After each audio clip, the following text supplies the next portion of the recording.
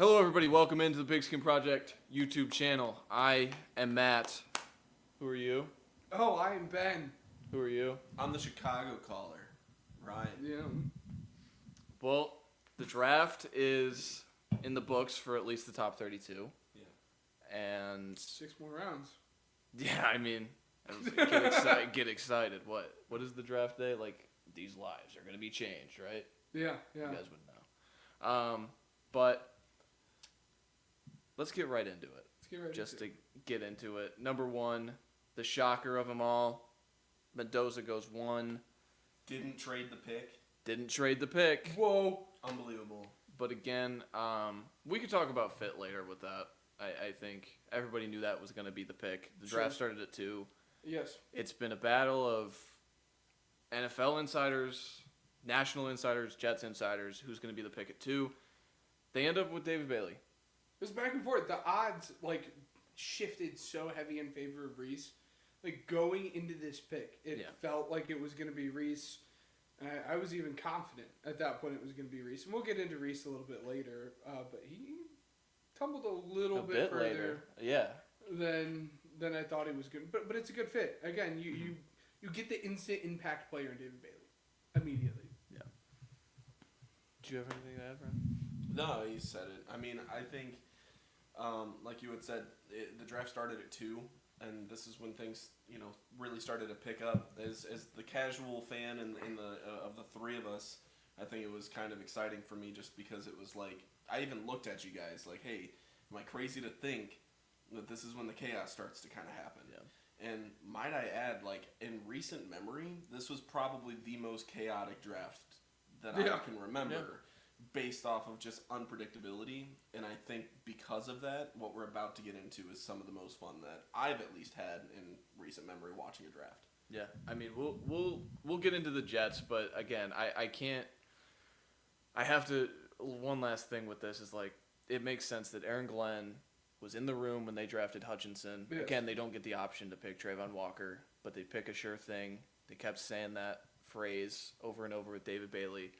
If he becomes, someone like a Brian Burns, I don't think anybody's going to be sitting and saying, it's the wrong pick. But we get into number 3, the Cardinals, very smokescreen. Yes. It felt like for the entire week where we want the best player in the draft, right? Oh, we want the best player in the draft at 3. And that's usually sign of hey, he's for sale.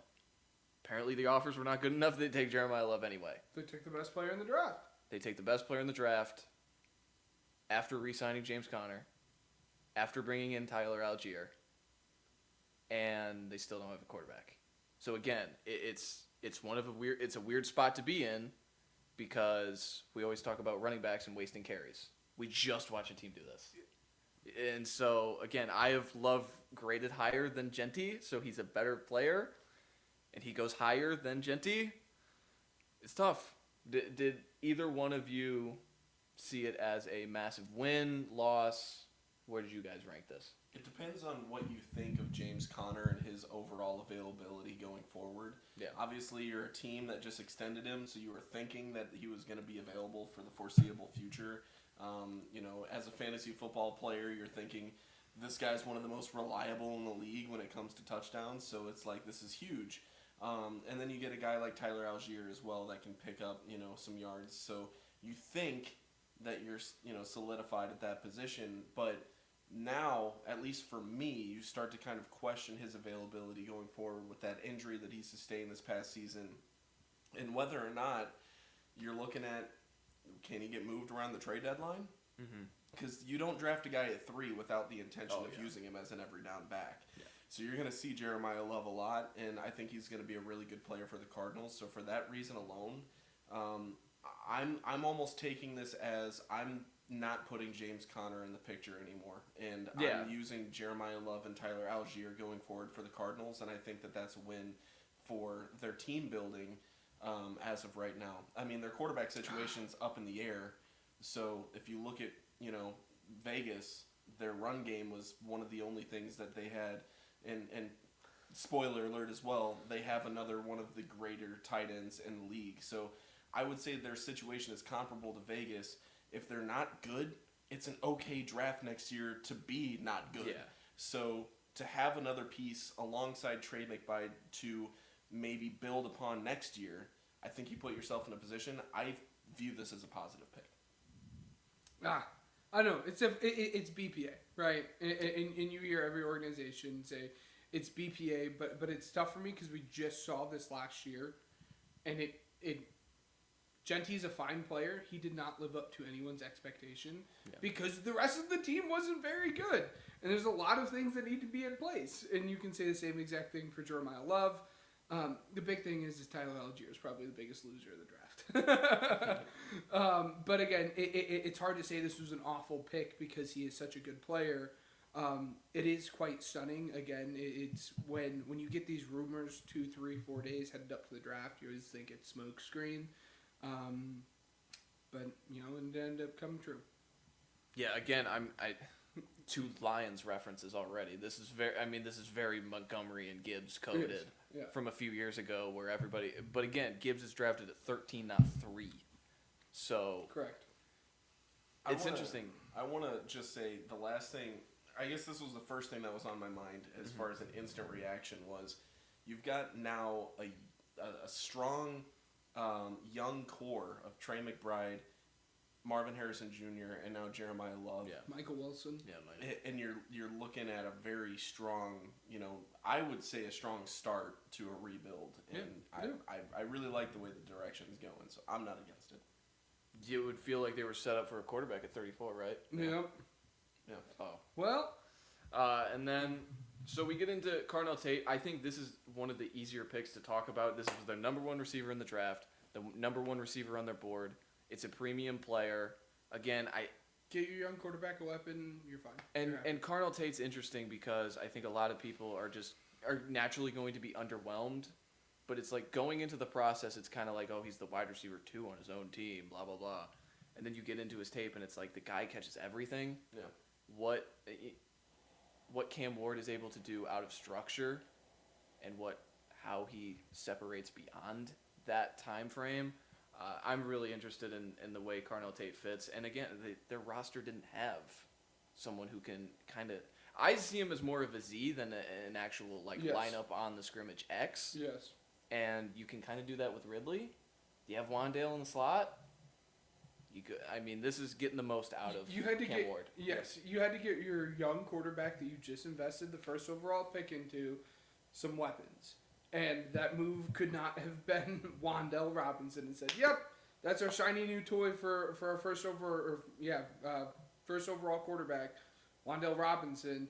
Again, it's not the direction most people thought, but again, you had to get him something. Went out and you got who you saw as the best wide receiver in the class. You can't knock him for it. Yep. Yeah, you guys said it all. I think I even said it when he was drafted. I was like, good for Cam Ward. That's really it. You guys hit it on the head. Next, we get into... So, Arvell Reese's tumble comes to an end at 5 to the New York Giants, and everybody's sitting there going, they just took Abdul Carter. They have paid Brian Burns. Kayvon Thibodeau is still under contract. Again, there's a lot of rumors about him getting shopped. He's on his, 5th-year option, or they declined it. Either way, he's on the last year of his deal, so he could be moved. But they come out after the draft a few minutes ago, and Arvell Reese is going to play inside linebacker next to Tremaine Edmonds, which is somewhere that they projected. It's one of those things where, again, I want to see him play the edge, but I understand where a team gets there and says, he's a special off-ball linebacker. We want him to play that while also maintaining the ability to be a, kind of spinner blitzer over the guard and things like that. Yeah. That's where I saw him throughout this entire process. Yes. That's exactly. I had him ranked in the line. If you guys go back and watch it, I had him ranked as a linebacker, not an edge. I thought his best stuff was coming from the linebacker position, not from the edge. Obviously, the NFL viewed him that way because the team would have traded up and gotten him if they thought he was going to be an elite edge. No one was able to, find the value in that, so he gets picked here. And again, I think it's a fine pick. That's exactly where I thought he was going to play. So. Yeah, I like the pick. I do feel like it's a bit of a luxury pick, based on what you were saying. But, I'm going to hit a little bit off of him and kind of counter on what you were saying. The Thibodeau stuff, I would really envision him getting moved at this point. Yeah. And not only that, but I would imagine that his price just went down a little bit, given that they have the security of Reese being there, after he's gone. Mm-hmm. So 4 teams that need an edge rusher, I feel like this is definitely like a eye-opener. Yeah. I'm looking forward to seeing in the near future what transpires with Thibodeau, given he's an expiring contract, as you said, but Reese is a hell of a player, and they're going to do really good things with him. Harbaugh at the helm as well. There's a lot to look forward to with this Giants team, and I'm sure we'll get into it here soon. Yeah, they brought in Denard Wilson to be the defensive coordinator. A lot of his stuff is flexible on the back end. So again, it makes a ton of sense. We get into 6. The Chiefs, our first trade of the night, they trade up to 6 to not take Reuben Bain, to take Mansour Delane. Which, again, I have my own thoughts. I think it's early for him. Again, anywhere was going to be early for him, but he's the only corner in this tier that the NFL seemed to see. Yeah. So, again, he's going to be even more of a premium value for these teams. But what did you think? I'm going to start with Ryan on this one. What did you think of Delane going 6 to Kansas City? Yeah, it took me some time to actually process what was going on because I completely forgot that McDuffie had gotten traded. Yeah. And then as soon as I recognized that, I'm like, this was not a needle mover for me whatsoever. Yeah. Strictly because you get rid of something, you make that a need, and now you fill that need when you had other needs that were obvious around the team. He's going to be a good corner, but McDuffie was a good corner too. Yeah. And we talked about it while we were watching the draft. At this point, it's like, could you have just paid McDuffie and filled a different role at this pick? Because this is a very high pick. I mean, this is very valuable. There's absolutely nothing more important that you could have covered. It makes me wonder, is there somebody who was picked ahead of him that they weren't necessarily, anticipating to be picked that early? Like, were they thinking about Tate at this pick? You know what I mean? Was that something that they could have considered? Early on in the draft process, before they had signed Walker, they were considering Love. Yeah. So, were they considering that as were a they one-two just out of punch? Options where they were just like, we need to get one of the guys we covet? Yeah, maybe, because as we go through our favorite teams, we asked each other, who's your top 3? You know what I mean? I almost wonder, was this their number 3 guy that they're like, well, if these 2 are off the board, let's land him. We got to get him. So, I don't think that it's necessarily a bad pick given that McDuffie's gone. But for me, and I'm trying to be as unbiased as possible with this, when you look at it from a football fan's perspective and overall team building, I don't see how this made them better than what they were last year. No, I mean, you fill in the gap, you save money because you don't play McDuffie. They clearly had their eyes on him. They traded the 74th pick and 141 to move up from 9 to 6 to get specifically Delane at this point. And let's be honest, of all the positions and all the places that he could have landed, Spags is the guy that I feel most confident is going to get the most out of a cornerback. Again, I think there's probably other needs, but it makes sense. You hope that you get McDuffie for $20 million less a year. Yeah, and that's the other calculation of this is you are taking the money, not explicit, because I think he made 2 times what Walker makes, but you're kind of it's kind of adding in what you're paying Walker to pay, and then Mansour's contract. But so do you prefer Walker and Delane or McDuffie? Yeah, that's kind of what you weigh here, and I don't know. We'll find out. Right? Again, only time will tell. If Delane is worth it, I think this tells me obviously they wanted to get over somebody who was heavily linked to Mansour Delane through this process, the Saints. So I think they really wanted to get over the Saints. The Commanders were not going to move off of Sonny Styles. No. They get Sonny Styles at 7. No. Really quick before we dive into Styles, I just want to say the one thing that I was really hoping they didn't do, was draft Bain. Yeah. Because that was dear God, this that's is the difference disgusting. maker. Yeah. And I truly think that, like, and maybe hindsight's 2020, but, like, I truly think that at the back end of the first round, they absolutely could have landed a corner that would have slotted in. Yeah, and that's been, maybe not as good as McDuffie, but you have Bane on your D line now. Yeah. And it looks better, You in could my have had opinion. Bane and Colton Hood, let's say. Yeah. So And for that, it's like, I don't like that. You know what I mean? What they did, because it's, and we'll get into their pick later in the first round, but it's like, yeah, there's not much substance there for me. Yeah. Then we get into, as I mentioned, Sonny Styles at 7. This is the Dan Quinn pick. He gets to make the luxury pick. They paid Odafe Owe in the offseason to get that edge rusher. So Bane wasn't as coveted as maybe I even believed.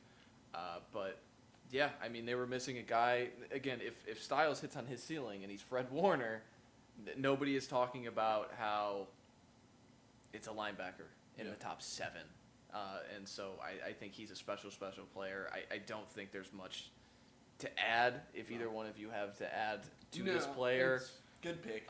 As you said, Dan Quinn got his guy. It makes sense that they were going to go whatever the defensive player could have been. It could have been Downs if Sonny was gone. Yeah. But they seem to be really honed in on him. It's a good pick, solid pick. Yep. Yeah. And then the Saints at 8, they get Jordan Tyson out of Arizona State. Deep breaths. I have major concerns with his injury history because it just keeps going, right? It's not just a one-time thing. But again, this is all in on Tyler Shuck. I get why the pick is made. This seemed to be a guy that they really identified in the process. It's interesting to hear Mickey Loomis talk about before the draft. He said, "We don't pick outliers." And then he picked a guy with 10th percentile arm length. That's an outlier. And it's hurt. So I'm interested. But, again, if you hit on Jordan Tyson, you're getting a guy who can move all around the field, as smooth as butter. And, again, I think going all in on this quarterback at this time, I think it's worth it. As we inched closer and closer and closer to the draft, it felt like he was just going to be a top 10 pick. And, again, as you said, you get your young quarterback. Weapons. Again, the big concern is, and me and you both said this, if he can stay on the field, Jordan Tyson is going to be we think he's going to be a very, very great player, and you make a great wide receiver duo. It's just a matter of can he stay healthy, and if he can, well then, Tyler Shuck is set up to succeed at a high level. Yeah, I'm excited for you. I mean, this is a fun pick. Yeah. And, I went into the draft thinking, probably as stress-free as I've ever been, but my thing is, like, whenever I see, one of your guys' team pick somebody fun, it's like, dude, I'm excited for you. Yeah. So without deep diving into the player more, because I don't think it's necessary compared to what you guys have already said, I'm just excited for where this team is headed, and if it can get any more explosive on the offensive end for you, that's fun football in my eyes. Now, I know that you're more of a defensive-minded guy, so, like, maybe somebody on that defensive end, if he could have landed one of those Ohio State linebackers, I get it, but Jordan Tyson's a fun guy, and I'm excited for you. Yeah. Well, now you have a fun offense, right? You got 2 bookend tackles, you have 2 really good wide receivers, and you went out and you spent money on Travis Etienne this year. You have what should be a young, explosive offense. That seemed to be the mantra in the offseason. We need to get more explosive, and I admire that belief because they do, and that's where the tides are turning in the NFL. You just look at the teams in the playoffs. They were They trust Kellen Moore, and they trust Tyler Shuck. Yeah, and Seattle was not an efficient offense, but they were explosive when it needed to be offense. Yep. And if you can achieve that in the NFC, it's you don't have to have one of those superhumans at quarterback like the AFC. Yep. 9 with the Browns, they take Spencer Fano, the first tackle off the board, and we'll get into many tackles out of Utah. I assume they're going to play him at left, right? He's done that before in his true freshman season. People rave about his character. They rave about his movement skills.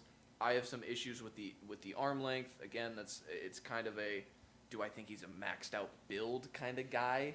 I have hesitancy on that, but the way he moves in space, I understand why someone like Todd Monken is like, I need that guy to complete this. And if he's bad at tackle, you have needs elsewhere along the offensive line, right? So if you try him out at left tackle and you say, well, yes, the build, him at the point of attack blocking, his contact, it's just not there, well then kick him in.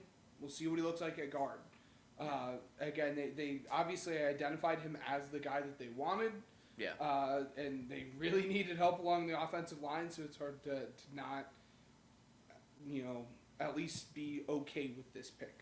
Yeah. I don't have much more to add about this guy, to be honest with you. Yeah. But, I mean, again, it's a first round. An offensive lineman pick is never going to be the most attractive on a casual aspect. So, without diving in too deep, because I'm not going to sit here and pretend that I watched the guy. Yeah. I'm not going to. I did not watch Utah O-line footage. Yeah. So, you guys you were missing out. Yeah, the biggest win for the Browns is this is the player they're going to pick at 6. Yes. Right, and I think the minute Tate is off the board, it's scramble. It's we got to get out of this pick, and thankfully for them, compared to a lot of these teams, there just weren't many buyers. Yeah. So again, they find a buyer that is still within range to get a guy like Fano. The last pick of the top 10, it's not Van Gowane, it's Francis Maui-Noah out of Miami. The Mauler right tackle who's going to kick into guard with Jermaine Illuminor re-signed. This is one of the tone-setting picks for Harbaugh. I felt like he had to leave with an offensive line, and he gets it here at number 10 with the pick that they traded Dexter Lawrence for. Did anybody have anything on Maui-Noah? He was my number 1 offensive lineman, so Yes. at 10, I think it's good value. Same. We see him the exact same way. It felt like it was either going to be him or Vega. He was on the board. They identified him as the more sure prospect, even though he played tackle. They're kicking him into guard. And again, Harbaugh got his guy. Me and you both had talked about it. It felt like that's the route that they were going to go to, and good for them. So. And then we get into pick 11, moving up 1 spot. Traded 2 fifth-round picks to get Mr. Caleb Downs. Again, I said it in the moment. He's going to be wearing the purple all-whites for Dallas. I don't think anybody's going to be a cooler football player, just aesthetically, in 2026 than Caleb Downs. It's hard to beat the guy that's already on his team, Agent Zero, with all the armbands, though. That is true. But still, I think Downs is one of the players I've been very harsh on in the process. Not because I don't believe in the football player, the football character, any of that. It's hard to take a safety in the top 10. Well, he goes 11. Yeah. So it's all worth it, right? But no, I think they identified this player, Christian Parker, the new defensive coordinator. This is where he wants to be flexible on the back end. And this is just one of those players that gives you so much freedom because along the spine, you are just going to be so sound. Yeah. And so from that point on, and going back to last year where it just felt like it was chaos all the time everywhere with Matt Eberflus. Yes. And so to make that flip with Caleb Downs now dropping in there, and they get another pick here that we'll talk about. But did anybody have anything to add on Downs? No, yeah, I just thought he was a good pick, a good fit for the team. Yeah. I don't want to expose too much of what I think about him. So go ahead. Okay, no, I was just gonna say I think you covered it. Again, you got a tone setter. You got a guy that will hopefully lead your defense for the next 10 years as long as medicals check out and everything. And again, they clearly let Christian Parker make this selection, and it's hard to really not like this guy when he was my second best player in the entire draft, and you got him at 11. Yeah. Then we get into 12. This should have been minus money for the Dolphins to take an offensive lineman with their first pick. Again, just setting a tone for the new regime coming from Green Bay. Green Bay has draft and develop, and they take the massive Caden Proctor out of Alabama, 350-ish pounds at the combine. It rose to 360 at his pro day. Again, that's going to be his biggest issue. but I see a player that he has all the physical ability in his body. There's more so just like want to with me. Yes. That it's like I want you to be able to hit somebody at 360 and maybe 350-ish, depending on where he plays. But this was a tone-setting pick, and if you get it right, you got a ceiling left tackle with the size and the mauler ability that just not many people are ever built like. So. I like where their head's at. I'm obviously lower in Proctor than what you were. There were other even offensive linemen that I would have preferred here. Again, if you want to go tackle, there was a tackle higher on my board. If you wanted to go interior offensive lineman, there was a guard that was higher on my board as well. I see where the head is at, but I would have preferred different players at the position. But again, if you get it right, that's awesome. But for a guy that has conditioning concerns, I don't know if Miami's the best place for him. Miami needs as much help as they can get, right? I don't think that there's a position that they could have drafted that I would have been like, that's a bad pick. Did you guys know over 60% of their cap spent this year is on dead money? Dead money, with Tua, Tariq Hill, trading away Waddle. This is rock bottom, but we're gonna grind up, and so I'm really excited. And they traded back again, and so now we're going to kind of shift into we're gonna pot them up. So again, we're gonna talk about these next 3 picks. Can we pot them up after this pick? You want?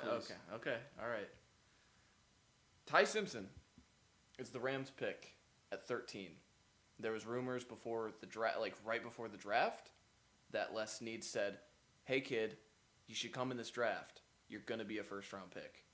And so everybody thought, well, naturally, they have pick 29, so they're gonna draft him at pick 29. They trade away pick 29 for the previously mentioned Trent McDuffie, and they pick him now at 13. After again, they are in a Super Bowl window. They were a few moments away from playing for the Super Bowl after facing Seattle, and now 3-ish months later, they're pivoting on a quarterback who has all the concerns you can have: undersized, durability issues. He's only played 15 total games, and now he's going to sit. And their quarterback won the MVP trophy in January. Ben, what were your thoughts? For literally everything that you just said, I hated this pick. Yeah. And given I will lay it out, I am obviously coming from a short-sighted perspective here, right? Because if things could turn out very, very well, how often are you going to be picking at pick 13? As you said, you're in a Super Bowl window, and you don't ever expect to be drafting this high. So in theory, the pick makes sense. But because you are in the Super Bowl window and you don't expect to be picking at pick 13, you should have gotten a culture changer, someone that can come in and immediately put you over that edge because you were right there. And Ty Simpson obviously isn't going to be a guy that's going to be playing, at least this year, maybe not even next year. And your Super Bowl window is wide open right now. Go and get someone that will help you win the Super Bowl right now. Ty Simpson's not that. And again, all could be well in 5 years from now, and we could say, wow, this is a great galaxy brain move, and you set yourself up for a future for the next 15 years. But my focus would be on winning a Super Bowl right now, and this move does not allow you to do that. I'm gonna counter it a little bit and have some fun here, right? Mm-hmm. So, Mekhi Lemon was constantly mocked to this team, and I think that's in mind, understanding that Devontae Adams and Matthew Stafford are likely gone. Yeah. Right? My question is, looking at this depth chart right now, and then looking at who was on the board, yes, you could have gone Mekhi Lemon, but besides... Could have went any wide receiver. I'm just saying, is there a guy that you would have preferred them take over? Because my perspective is they got their guy that came in and changed the culture by trading for Trent McDuffie. That's going to move the needle a little bit more. Okay, I like that. So my thing that's their over-the-top move. That's their over-the-top. So you have a guy in Ty Simpson that you don't have to start right now. Yeah. And you've got an MVP that can lead the way. Now, you can reassure your MVP by saying, hey, you're our Super Bowl window until you decide to hang him up. But at the end of this past season, and even the season before that, we were asking questions. Are the injuries racking up for this guy? I remember when July he was in that that futuristic chamber or yeah, whatever. What point in time do we start asking questions about Matthew Stafford's health and future? Well, it looks like they're asking the same questions, and like you said, if he doesn't play in the next 2 years, that's fine because you have a guy that's still, despite his age, performing at a very high level, can win you championships. I like the pick because, for one, it's fun and nobody was anticipating this. But for two, looking at the board itself and how everything fell, Ty Simpson can potentially set you up for the next couple of years. And you're not going to be in a position next year to draft a quarterback if Matthew Stafford happens to retire. Yeah. I think my main issue too that it comes back to with Ty Simpson is I'm just lower on Ty Simpson than anyone. Like, even if this was a quarterback needy team, if the Steelers traded up to pick 13 and drafted Ty Simpson today, I still would have said that was a bad pick. Yeah. Because Ty Simpson should not be a top 15 pick. I don't think Ty Simpson should have been a first round pick. And then you add it's a team that he won't be playing on for 2 years. That's why I am just so against it. But again, if it turns out well, I mean, you set yourself up for success. But I've never been in on Ty at all. I'll counter it yet again, just for the mere fact of discussion. You're at 13, and yes, I understand. Like, I didn't even think he was a first round quarterback, but I figured somebody would move back into the first round to go and get him and get that 5th year option, right? Yes. Well, if you're the Rams, yes, you could take a trade back with the intention, if your intention going into this was Ty Simpson. But you're also making the risk of, again, we're in a Super Bowl window. We've made deep runs in the last couple years. Like, we might not have another chance to get our guy, and this is a guy that we could develop and see something in. We might as well just take him now. Yeah. Like, and then you get the 5th year. So, like, if Stafford retires next year or the year after, you still have 3 to 4 years as far as, time with this guy to where you can extend your Super Bowl window with him. And assuming that he is at least average, you can make a run. We've seen it before. Yeah. So I genuinely think, like, and again, this could be for the sake of discussion, but for a team like the Rams, it's ballsy. It's crazy. Nobody saw it coming. But sometimes it's what you have to do to set yourself up. Remember the Packers, for example? Yeah. I mean, they The drafted... Packers did it late in the first... And they did, but they were in that position. Yeah. And it was whether or not, okay, well, this guy's still available. We might as well take him now. They could have drafted a receiver. I also like Jordan Love better than I like Ty. For me, too, it comes back to the quarterback. I don't like the quarterback. We could... Again, I think you can justify the pick for many ways. Yeah. We could talk about this pick for an hour. My thing is we could sit here and bash the kid and bash the pick, or we could think about it logically as to why this happened. Yeah. And to me, it's interesting, and it's worth considering that maybe this wasn't a bad option to begin with, considering where this team is as a championship caliber team in 2026 to 2027. Yeah, I think the word I like to use sometimes is, like, especially with the Saints, the way they draft and the way they trade up for their players, it's called drafting arrogantly. Yeah. And I think the Rams are drafting arrogantly, not in terms of, like, we think the player is going to hit in that way. Like, obviously they do, but the fact that they're not going to be picking this high again. Yes. They're going to be in the playoffs every time. And so we're not going to be having the opportunity to pick the quarterback too, who clearly they covet, in the top 15 picks, because we're just not going to have the top 15 picks. So it's a fascinating discussion. I like that both of you attacked it from either angle that's needed. Yeah. I've said it, like, I don't think there's any pick here that I'm like, wow, that's a terrible pick. And again, Other than 6. again, like, it's just, I'm really interested to see how this transpires because Ryan makes a great point. Those 365 days of like we thought Stafford was going to be a Raider at one point, right? Remember that? Then we thought he wasn't going to play football last season, and then he wins the MVP. And again, like I mentioned, they come plays away from the Super Bowl. It's just a ruckus kind of, roller coaster for this team. And so, yeah, I think fun to get nuanced discussion on Ty Simpson. And now let's kind of pod these together. 14, Venga Awane, drafted to Baltimore. Again, did anybody stunned by that one? No. Ruben Bain falls to 15. Low moving costs. Ruben Bain going to Tampa Bay, kind of across the state, right? Yeah. Tampa's kind of more northern. Yeah. But and then Media moving costs. Kenyon Sadiq, the tight end, goes to the Jets at 16, and then I'll wrap it up. Blake Miller, the right tackle from Clemson, goes 17. Gentlemen, any of those 4 picks kind of wet the whistle, and I think for both of you, I know which one it is. I mean, Bain's good. Surprised that he fell this far. Yeah. He's the best player in the draft, and for me, I'll stand on that. I think it's a great addition for the Bucs. Yeah. I think they really believe in Baker Mayfield and think that they can grow upon that.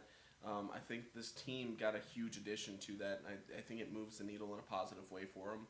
But like you said, nothing really too much to hit on. This is a spectacular player that they just got, and they didn't have to trade up for him. Yeah. So I think that's a win. Yeah. Again, Bain at 15, everyone was mocking a Miami edge rusher there, not thinking it was going to be Bain, but you get a good player, as you said, with Vega. Anyone with a semblance of draft insight kind of felt like that was going to be the pick there. The most interesting out of this bunch was the Kenyon Sadiq one. Yeah. Because you just last year drafted Mason Taylor. Mm-hmm. And again, when you draft Sadiq at 16, you have to have a role in mind for him. It's not like, okay, we're going to draft him, we're going to figure it out, because you just took that tight end. So I'm going to be interested to see what his role is, and is he just going to be a big slot? He could be, and I would totally be fine with that. I think Kenyon Sadiq is an awesome player. Again, it's a weird situation, considering what they drafted last year. So it's not a knock on the player, but it was definitely a shock of a pick. And then Blake Miller, again, we've talked about him almost ad nauseum at this point. He's just going to be a just really solid right tackle for you. Yeah, I mean, good job to Baltimore and Detroit. Eating the vitamins, eating the vegetables, however you call it. Getting very just mean players. So excited to see how those offensive line forms. The next group, we'll talk about Caleb Banks to Minnesota at 18. Monroe Freeling, the tackle out of Georgia, to the Panthers. That kind of shows a little writing on the wall with Ike Ekwonu, who went down with a patella tendon late last season. Mekhi Lemon, traded up for by the Eagles, and then Max Ianachor, 21, to the hometown Pittsburgh Steelers. Which one do you highlight in this group, Ryan? I think personally it's got to be Mekhi Lemon. Yeah. And I think, we have to hit on the obvious here. A.J. Brown is not going to become – he's not going to be an Eagle. Yeah. And it's so exhausted at this point in time. I think they're finally moving on, and they have a guy now that's going to make some noise for him, given the quarterback's good. I'm just kidding. But personally, this is a great player, and I think that they got him at great value. Mm-hmm. They didn't give up too much to be able to move up for him. I think Pittsburgh is kind of Pittsburgh was drafting him. Yeah. Pittsburgh was on the phone with him. So What again, no matter what picks they were willing to give up, Yep. they weren't going to get him at 23, so Yep. they needed to move the picks. Could you imagine being in that situation? You're on the phone with Pittsburgh. Hey, we're going to take you with this next pick. And hold on, guys. He didn't answer. No? He didn't answer Because the Eagles' phone. The phone lines were full. Because the phone line, yeah. The phone lines were full. He didn't even answer the Eagles' call. So, just saying, I mean, it's a crazy situation, but, for Lemon, I think it's a positive one. Yeah. Because I like the direction of the Eagles more offensively than I do the Steelers at this point in time. And, for a guy as talented as Lemon is, to be alongside another talented receiver we were just talking about a couple days ago in Devontae Smith, I think he can learn a lot from him. And I genuinely think, the Eagles, they got a good replacement. And without further ado, I'm going to pass the torch over to the Eagles fan to... Yeah, no, of the 4 picks, obviously I'll start out with Lemon. I like the pick. Obviously, again, we had discussed it in our final mock draft. I went Denzel Boston at 23. Obviously, they trade up and do Lemon instead. Again, they had to find someone else to fill in a wide receiver spot. Obviously, the roles are not the 1-for-1. They're probably the farthest you can get from each other in terms of what they offer as a player, but it's still a really, really good player. And Howie had talked about they had done a projected top 15, and the only player that was still left that didn't actually go in the top 15 was Lemon. So they moved up, they got their guy, and again, you continue to surround Jalen Hurts with a litany of weapons. Caleb Banks was really, really fun. It was, people had a lot of questions for him specifically, this defensive tackle class as a whole. For Caleb Banks, if he can stay healthy and learn how to finish plays, he's going to be really, really, really, really good. You said it with Icky. It seems like they're moving on from Icky. He had his ups and downs, and it seems like the surgery was the last piece, and now the Steelers are running it back with a developmental tackle, which will be fun. It didn't work out the first time they tried it. Let's see if it'll work out a little bit better the second time around. Yeah, again, when I saw the Eagles flash, I was like, this is a tackle. I thought it was Onature. It's a tackle. Yeah. And then they take a receiver Yeah. who doesn't really downfield separate, and that's kind of what you would want in a modern Jalen Hurts offense. Yeah. So again, I'm just fascinated to see how roles commence with this new, what is it? Sean Mannion comes over from the Packers, correct? Yep. So again, it's a new era in Philly on the offensive side of the ball, and that's kind of because of even Stoutland not being there. Even I think if Stoutland's in the room, right? If Stoutland's still there, it's Onature. Right? Yeah, right. And I feel like everybody has that universal opinion, so I'm interested to see. But I would be remiss if I didn't mention Caleb Banks. Yeah. Going at 18 again, I just don't think anybody in this class. When you think about the interior defensive line and just he is 350 pounds, 6'5", 35-inch arms. He's a 3-tech. Yes. And so it's insane to think about that player, and if you can get that player right while you're in this window that the Vikings seem to be in, I think again. We talked about it's the boom bust potential. If you get this player right in a Flores scheme, he's gonna wreak havoc. It just eats up everything, and so I'm really interested. And then Panthers, Steelers, take the vitamins, right? Yep. So let's see if those work out. And then we get into the next pod. Akeem Mesidor goes to the Chargers. The Cowboys, with their recently traded pick, get Malachi Lawrence out of UCF. The Browns end up taking Casey Concepcion. And the Bears at 25 end up with Dylan Thieneman out of Oregon. I'm going to start with Ben this time. Ben, of these foursome, what was? Yeah. The two that stand out for me is Mesidor. Obviously, I've been a Mesidor guy over the course of this process. They needed help along the defensive line. You drop him in. He is an instant impact from day one. I think it was a great selection. Again, he might not be like an all-pro, but you're going to get a solid, impactful player. You're just hitting a double with your pick here. The other one is actually KCC. I was lower on KCC, but the Browns are swinging for the fences. They said we're gonna swing for the fences. Get explosive. Yeah, exactly. And it goes back to that theme. Just get explosive. We're gonna see where it takes you. Need someone for Shador, the Pro Bowl quarterback. Yeah, the Pro Bowl quarterback. But there's a guy over here that I know wants to talk about his pick. To be honest with you, that's not where I was going with first. I'm a huge fan of Malachi Lawrence, and I'm extremely happy. You identified him early. This was Shrine Bowl time. I did. And you did. Yeah, I was extremely high on him. What I was getting to with the Cowboys overall is that I really liked their draft in day one. That's in, I'm sure we'll probably get into it, but they're, the spoiler alert, a winner for me. Mm-hmm.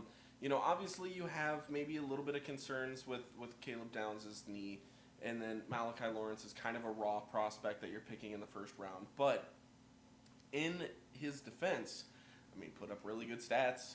You know what I mean? He's a very positive box score guy in his last year.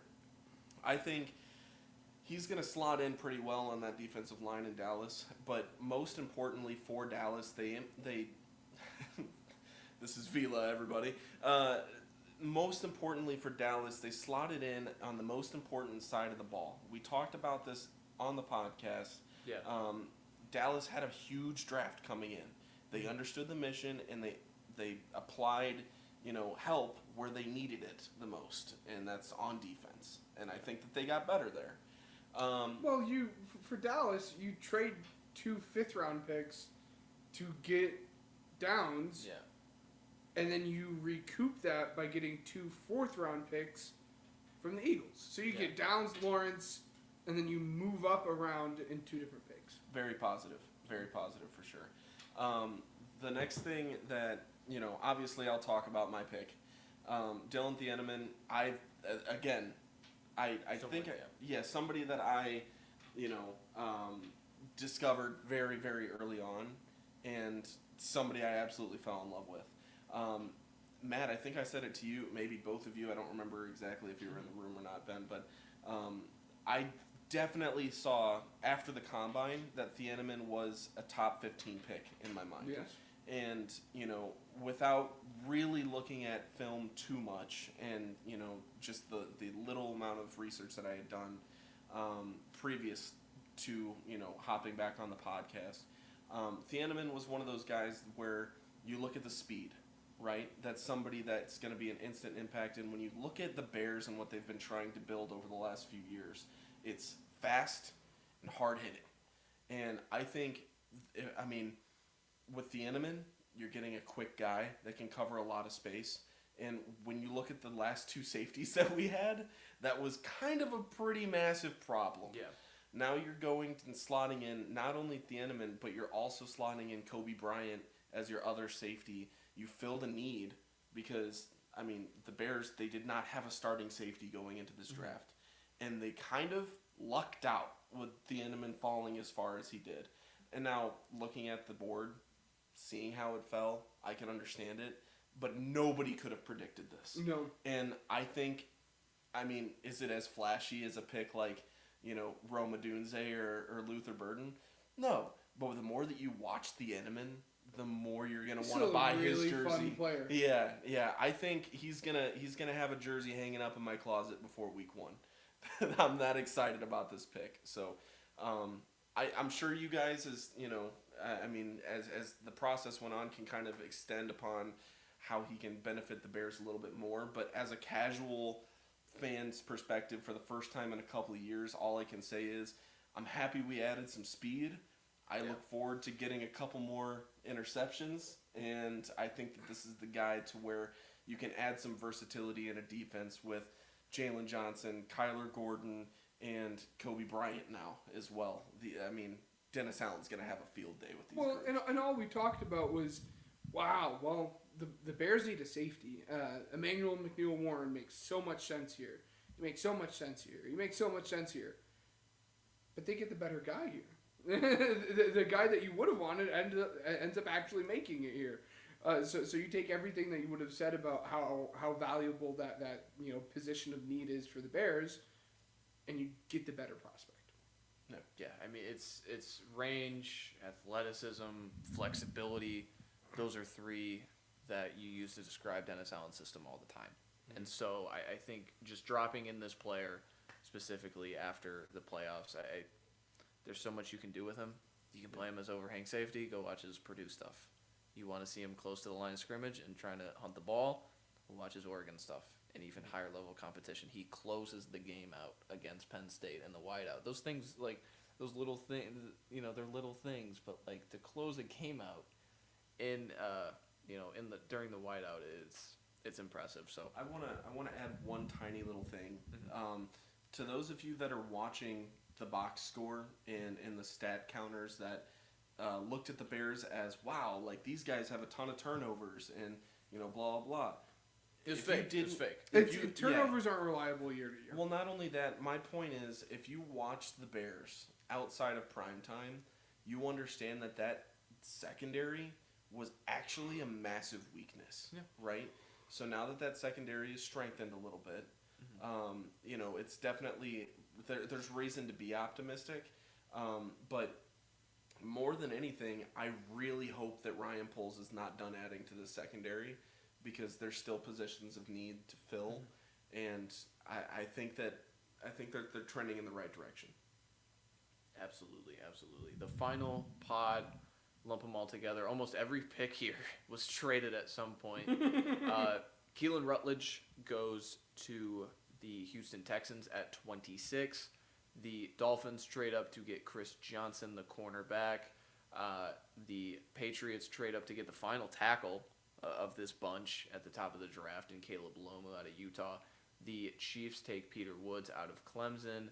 The Jets get Omar Cooper in the end at 30, someone they were pretty heavily mocked at 16. And then Keldrick Falk at 31 for the Titans, who they come back into the first round. And then Jadarian Price, the running back out of Notre Dame, at 32. Ben, is there a pick here that you were sitting there saying, why did they pick a running back at 32? Yeah, it just didn't make any sense. In an offseason where you had, moves, especially in the secondary, that you lost, there were guys that you could have taken here. If you like Terrell, you could have slotted him in there. If you like Colton Hood, you could have slotted him in there. Again, the McCoy thing of it all is still a little messy. We don't know how it's going to last. But imagine that. That would have been... You know what this tells me? This tells me that, like, everybody hates this running back class. Yes. Because, like, this is a very standard, like, round 3 running back. Yes. And he just went 32. Well, just out of, like, we need him so badly. And that says so much, too, I think, about the draft as well. Again, we had talked about it. Picks 20 through 60 are going to be guys that are really closely graded. Yeah. So it's just a matter of what is your need and who do we like the most. And again, you had said it, as soon as the pick was made, it felt like very, very early on the Seahawks locked in on, well, we really like Jadarian Price. We're not going to spend the money to get Ken Walker. We'll just take Price at 32. We were his ceiling and we were his floor. So we took him here. Falk was fun. Solid got his edge rusher that he wanted, that he could have gotten at 4. Trades back in and gets him. Omar Cooper's another wide receiver. Hated the Peter Woods selection. And then you just get Drake May, more protection. Yeah, I'm more excited out of this bunch to find out how Omar Cooper and Jadarian Price do. Mm-hmm. Obviously, Price was not even close to being expected at this point in time, right? Maybe mid to late second, if I were to guess my own personal, expectations for him. Now, the brief amount of highlights that they were able to display on the screen just told me, like, okay, the style of running back, I can understand why they would want that guy. Coveted, yeah. So, understanding that and looking at who they lost in free agency, it makes a little bit of sense. Omar Cooper, very excited to see what he can do alongside Garrett Wilson.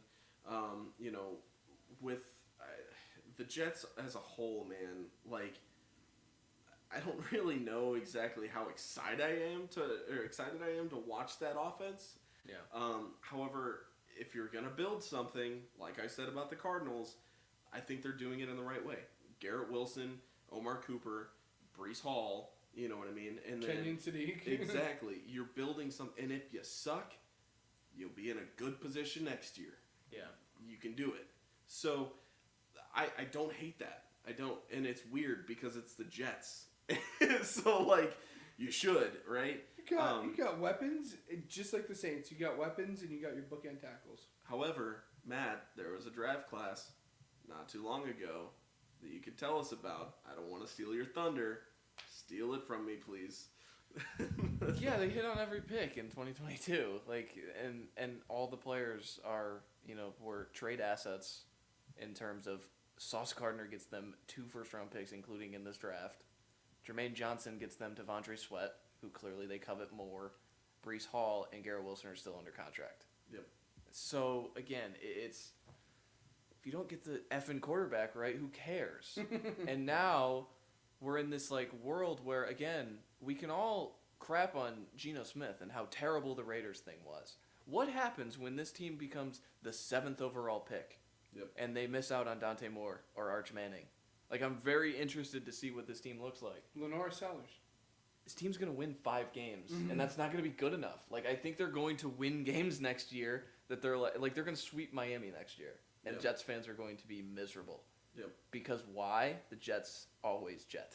So I'm not crapping on the selections. I think they got good players, but it's you can't help but think, again, I don't want to see them miss on the picks to intentionally get a quarterback, but it's just fascinating to think that are they too good to be one of the worst teams in football? They're going to have another first-round pick next year, though.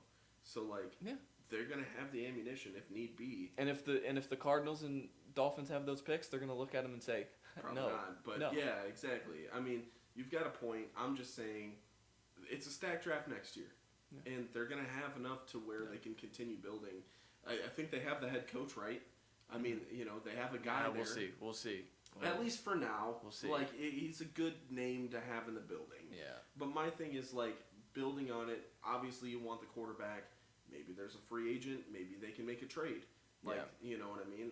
Who knows? But regardless, it's the most important position in football. They don't have it figured out, and that's the toughest part to figure out. And it looks like they're building a nice thing. But what are you going to do? So, but regardless, Omar Cooper, cool. Geno Smith, though? Not really. Yeah, I mean, and the other one, I think I'm lower on the player, but not low on the skill set. There was not many 3-techs in this draft. Peter Woods is one of the few guys. You pair him next to Chris Jones, who seems to be, he's kind of losing the step. Again, that's just father time. Yeah. But again, if just enough rubs off on him into Peter Woods, you get a player that, again, the dynasty keeps rolling, right? That's what they're trying to do. And both of those picks were used on defensive players. So clearly that's interesting to think about how the tackle and receiver combo was so, it was just so popular in mock drafts with these 2 picks. And they go double defense, and including trading up for one of the corners. But that'll segue me into the next part of this.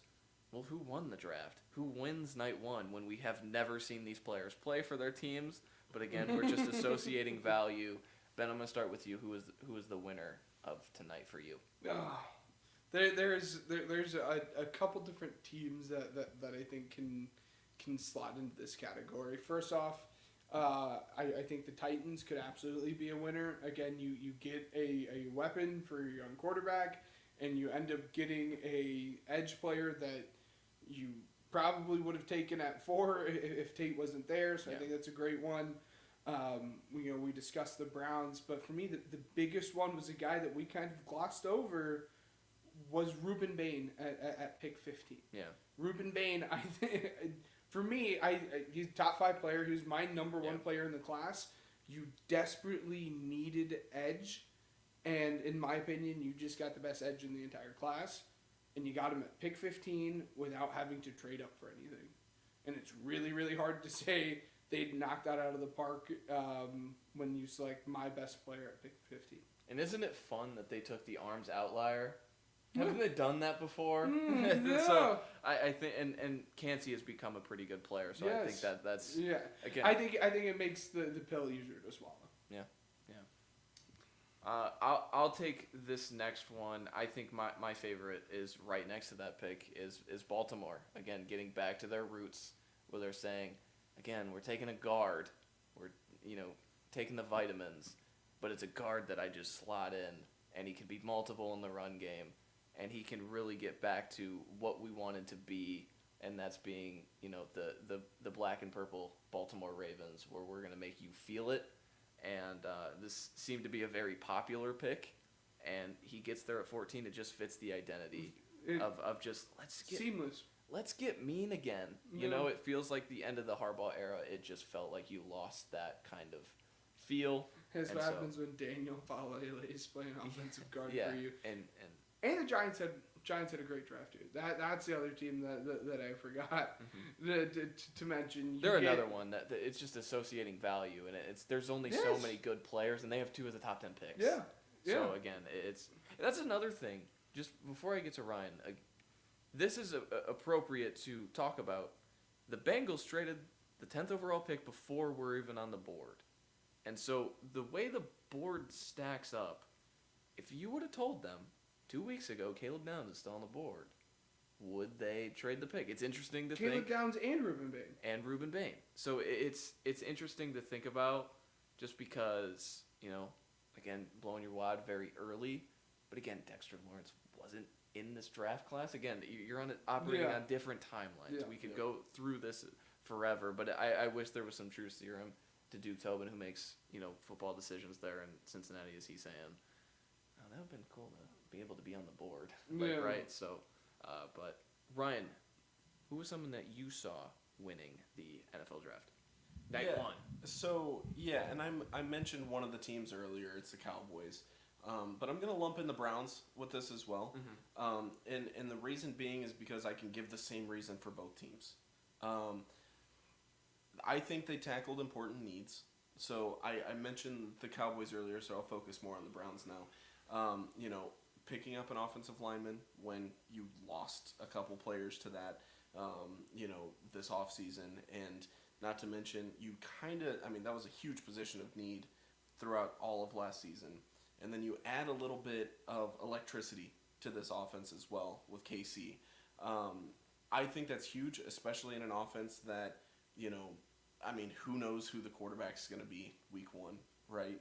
Is it going to be Shadur? Is it going to be Deshaun Watson?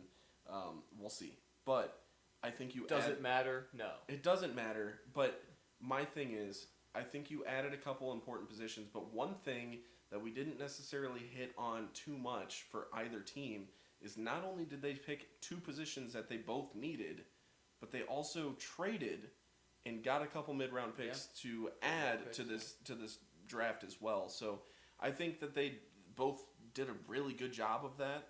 I think they're making positive additions. We talked about both of these teams on the podcast, saying these are crucial drafts these things are going to have, and I think that they understand that, and I think that they're doing a good job of, like I said, adding those positions of need, but also being able to recoup more draft capital and continue building in the middle rounds of this draft. It's a huge job, and I think they killed it. So, so far, so good for those 2. All right, let's do the kind of mean thing. Who did not associate value? Who lost first round? Because obviously, as Ben giggles to himself and Ty Simpson, again. Pick 12, 13. Pick 12 and pick 13. No. Those are the 2 big ones for me. In real time, Ryan did a good job of talking me off of the F grade that Ty Simpson would have gotten. He's no longer an F. He's now a D-. So nice. So you did help, and talking it through did increase. Again, it's still just tough for me. Again, we had talked about it. You have the Super Bowl window. I want you to capitalize on it. And again, it's in 10 years. I could hope that we could go back and delete this podcast, and maybe Ty Simpson is winning the MVP, and winning a Super Bowl. But right now, the value just doesn't seem to be there. And then for Proctor, again, I was lower on him than what you were. I would have taken another tackle, and I would have taken another guard. But again, he could, if all is put together, he could also be a very, very good player. Who do you think the loudest voice in the room was for Ty Simpson? Probably McVay. You think so? Yeah. I was thinking about it after our conversation, and I genuinely think this had to have been a conversation in the offseason with Stafford. Oh, Because absolutely. I think, genuinely speaking, I think they've been set on this pick well, no, I'm saying because they didn't move. I You can move genuinely it for this think board. that Stafford came to the front office and said, "Look, I want to win a championship. Ideally, I go out on top like Peyton did. My thing is, I don't have a lot of time left. I'm hurting. I played hurt the entire last season. I can't do this for much longer. I've got a family, and I'm okay playing and mentoring, but if you guys want to prepare, this is the conversation we need to have, and especially right now." And so I think because McVay, in my opinion, isn't the kind of guy that's just going to spring this on his quarterback. No. So this had to have been a conversation. So for me, when it comes to losers, yes, it's easy to go ahead and pin that on the Rams. But when you look at the bigger picture, that's why I'd like to talk people out of it, and I've spent enough time on that. Yeah. My loser of the draft in the first round, and call me biased because of my history, but I think it's the Chiefs, specifically because they walked into this round, they knew that they were going to have 2 first-round picks, right? And looking back on it, yes, they have the Rams' first-round pick because of the McDuffie trade. Yeah. But, I genuinely think they could have done a lot better with patching the holes on the team, especially given who was on the board. Yeah. Bane would have been, that scares me. Supernova, yeah. And I'm so happy that didn't come to fruition. And the thing is we even thought about, Bane's going to the Commanders now. And I don't like the Commanders either. So it's but I was so genuinely happy that nightmare didn't have to happen. And then they take a D tackle that you guys aren't big on, and that I've read this much on, Yeah. and understand why you guys don't like him. And so at that point, we'll see what happens. At the end of the day, we don't know what the future holds. We can't predict it, right? But looking at that team, what did they do to improve their roster from last year? Because they're drafting a D tackle alongside Chris Jones. Their edge rusher, do you like Carl Loftus that much? Who's They still got a pick at the top of the second. There's still a lot of guys, Howell and Zion Young. Mason Thomas. There's definitely bodies that could fill that position, and don't get me wrong, that's totally okay. But I'm saying specifically in this first round, yeah. If they liked any of those guys, do you think that they had to have liked Woods? Oh, clearly, yeah. There's no doubt about that. And we all can agree that those edge rushers that we just named, I would rather take the shot on over Woods. So yeah, I think it's just appropriating there's just no one there's no one like Woods in his caliber at his position where we could sit and wait. There's so many edge players that are just going to get there, and that was my point with the edge rushers this cycle is that there's not a lot of guys that I'm difference makers. Drop them into the first 2 years and they could really help a Super Bowl team. Yeah. And I feel like there's always a ton of those guys. But my thing is when you look at this Chiefs team and you look at Mahomes and what he can do, right? Could you imagine if instead of Woods they drafted Omar Cooper? Yeah. Because to me it's you had these 2 first-round picks. If they left the first round with Reuben Bain and Omar Cooper, we'd be having a completely different conversation about the Chiefs. Yeah. But to me, they didn't move the needle at all. And to have 2 first-round picks in this draft, knowing who was on the board, it's just not impressive to me. And I know I'm biased because I don't like the Chiefs and their recent success.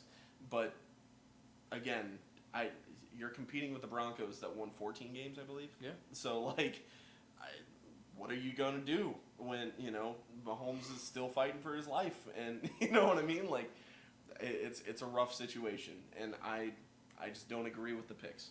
No, I agree. I agree with you. I think they would be my number one. I don't think they got the bang for the buck on the value. I can understand how they get there. Obviously, they tier Delane different than any of the corners. Again, it's the next corner that comes off the board is Chris Johnson at 27, 21 different spots. So it's this massive difference.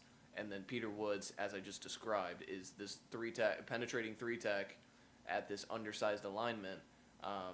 It's the perfect player to put next to Chris Jones while still being able to rush the passer. And can we get the most out of him? Ironically, like, he gets drafted very similar, but it's a very similar Brian Brzee arc, where I don't project a lot in the run game, and the pass game is obviously lifted because he could be the second or third best rusher on that line. But my number one loser, I guess in quotations, is the team that got the number one player. Arizona gets Jeremiah Love at 3. I just think that's awful value for a team that's not close. Yeah. This team is not close, and I think they've told us they're not close. This was a team that they spent very heavily on defense last year with a defensive coach. They crash and burn, and they overhaul the offense to bring in a McVay guy, and just appropriating value with taking a running back at 3rd.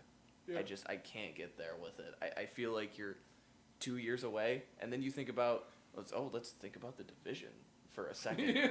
Like, I get the Niners didn't draft in this first round, but they're still a team that's going to be a player while the 2 NFC finalists just played each other. Yep. So again, it comes back to the running back philosophy of am I in the end wasting carries on a team that why you draft a guy at this a running back specifically at the top of the draft is because I'm right there, and this guy puts me over the edge, and I'm going to get the most out of his rookie contract. I don't think you're going to with Jeremiah Love. No. Yep. No matter how good, no matter how cool he is, which he's going to be. Be fun. Pretty cool and pretty awesome, and he's going to run for a ton of yards, and people are going to point and laugh and say, "What are you talking about, loser?" And then I'm going to look at the record and say, "Hey, they won 5 games.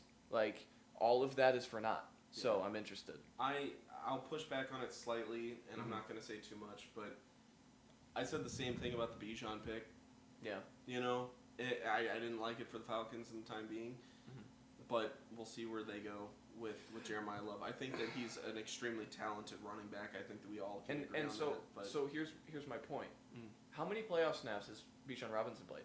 No, exactly. I'm just saying it sucks for the player because he's a very positive addition to a very negative situation. Yeah. You know what I mean? Yeah. I don't know. So, I mean, that's it. Do we have any closing remarks? I got one question for the both of you guys. Not the best, but the player that you're most shocked is still on the board in day 2. Because the best is McCoy. I'm not shocked McCoy is there. So that's why I say shocked. For me, it's Colton Hood.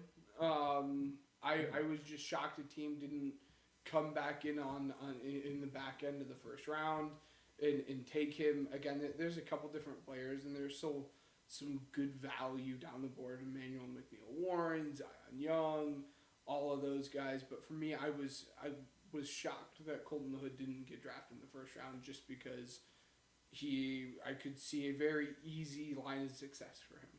I've said a lot during this, mini episode, whatever you want to call it, so I'll just give you 3 names. Avion Terrell, Caden McDonald, Denzel Boston. Yeah. I'll elaborate more on Boston. There's not many guys with the verticality at receiver and the size. Like, it's just vertical size is all I come back to. There's not many guys in this class that have it, and he falls out of the first round. I think he's one of those guys that I would covet in a first round and really want to achieve that 5th-year option, and all 32 teams said, actually not. And so, interested to see how day 2, but again, as we do for every top of day 2, still so many good players. There's just still so many good players. There's going to be so much movement, within the next, 18 hours or, whatever it's going to be in terms of teams trying to get up and get these pseudo first round players that should have went in the first round and didn't. So it'll be fun. I'm excited to see what happens over the next 2 days. God, I hope the Bears move up, dude, because it's gonna be so insufferable just like waiting for that back. I gave you, what was it? What did I say? I said a guy to think about at 57 is like Keelan Rutledge. I think that's a fun. And then he goes at 26. Yeah. and he's Jesus Santos. also traded up for. So it's like it's really fun to just look at the consensus of this draft and how different it felt. Arvell Reese was a top 2 pick for, since February. He falls to 5. And oh, by the way, we're gonna play him at off-ball linebacker. So it's like it's very fascinating to see where we come, and so interested to figure it out once we get deeper into this, and it's just fun to finally see players in places, right? Yeah. So but that is all for the Pigskin Project YouTube. Like, subscribe, comment, do the things. It's late. Let's be done, right?